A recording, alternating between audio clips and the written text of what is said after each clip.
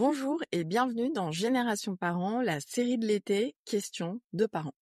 Je suis Solane Boquillon-Le Goisiou, la fondatrice de Soft Kids, l'autrice de Préparer aujourd'hui vos enfants au monde de demain et créatrice de la formation Être parent au XXIe siècle.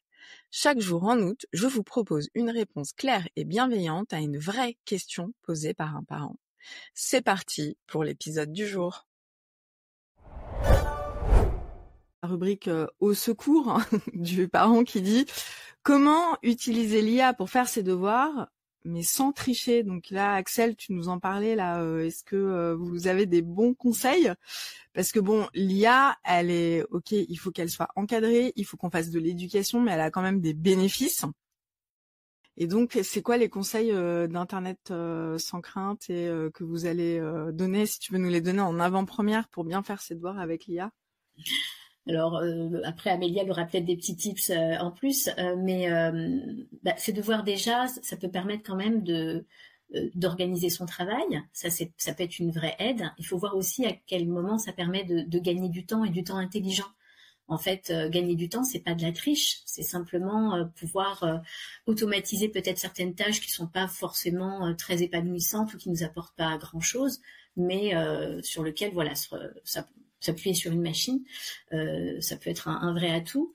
Et ensuite, moi je trouve que pour effectivement générer des quiz pour pouvoir se tester, se poser des questions ou parfois même rendre certaines tâches plus ludiques. Et puis tout simplement, des fois aussi quand on sort de l'école, un cours, la manière dont il est formulé, parce que chaque enseignant va avoir son enseignement, mais qui correspond pas forcément au mode de fonctionnement des jeunes. Donc les parents peuvent aussi s'approprier l'IA pour faire ce travail de personnalisation qui est nécessaire à leur enfant parce qu'ils les connaissent bien, parce que parfois, des fois, de manière un peu coûteuse, et on pense aux enfants avec des troubles ou des profils particuliers et qui demandent beaucoup d'énergie aussi aux parents d'adaptation, l'IA elle peut être aussi une aide pour transformer, faciliter un cours ou le mettre dans un mode que l'enfant va plus facilement comprendre. Donc, voilà des petites idées, mais je suis sûre que les deux autres camarades, elles en auront plein d'autres. Notamment, effectivement, j'en ai trouvé dans un livre qui va paraître là bientôt, qui s'appelle J'enseigne avec l'IA, donc qui est plutôt destiné aux enseignants. Mais on peut faire très facilement le parallèle avec la vie de famille et il y a notamment dans ce livre une échelle en fait pour repenser la notion de plagiat et de triche et se demander finalement où est le plagiat entre eux. Et donc du coup, il y a plein de situations qui sont comme ça proposées sur une échelle entre je fais une requête à l'IA et je copie-colle la réponse telle quelle, jusqu'à j'écris l'entièreté du texte sans IA et sans consulter Internet. Et entre les deux, en fait, il y a 1, 2, 3, 4, 5, il y a 5 niveaux d'utilisation de l'IA où on voit bien que effectivement à un niveau intermédiaire, on utilise l'IA pour générer des idées, on retravaille soi-même le texte et in fine le travail proposé est un travail personnel. Mais qui a été aidé par l'IA. Donc, je pense que c'est intéressant aussi pour les parents, effectivement, de se poser cette question de curseur, quoi. Ouais, non, effectivement, ce que je vois, c'est que je pense que le parent lui-même peut vraiment l'utiliser pour que ce soit plus facile le temps des devoirs.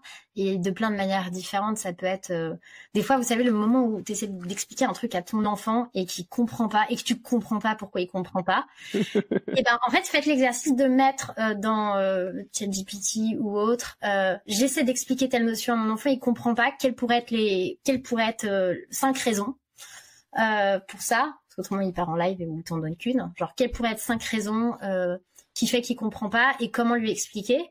Et moi, je me suis battue à un moment pour essayer de comprendre pourquoi mon enfant comprenait pas comment apprendre à lire l'heure. Et en fait, les réponses étaient hyper précises.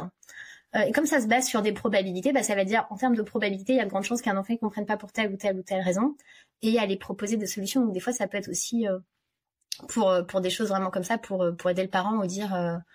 donne-moi 5 manières d'expliquer ça d'une autre manière ou de manière drôle ou en faisant une blague. Alors des fois ça va pas être bon, mais des fois même le résultat qui est pas le meilleur, ça nous donne aussi des idées. Il y a un aspect hyper créatif, un peu comme quand on brainstorm avec un humain.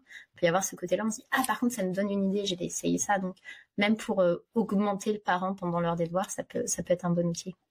Bon moi j'ai demandé à ChatGPT et il m'a dit que On pouvait reformuler des phrases compliquées et les rendre plus compréhensibles, générer des idées pour un exposé ou un projet, réviser des leçons en posant des questions. Voilà. Et il m'a quand même répondu, attention, il est important d'encadrer son usage et de rappeler à vos enfants qu'ils doivent comprendre ce qu'ils apprennent. C'est vrai. Merci. Oui, puis un warning aussi quand même, c'est aussi sur l'aspect écologique. Je pense qu'on peut pas non plus pas faire l'impasse de cette sensibilisation auprès de nos enfants parce que c'est vraiment consommateur comme aucune autre technologie, quoi. Un verre d'eau à chaque fois qu'on prompte, hein, donc faut s'en rappeler.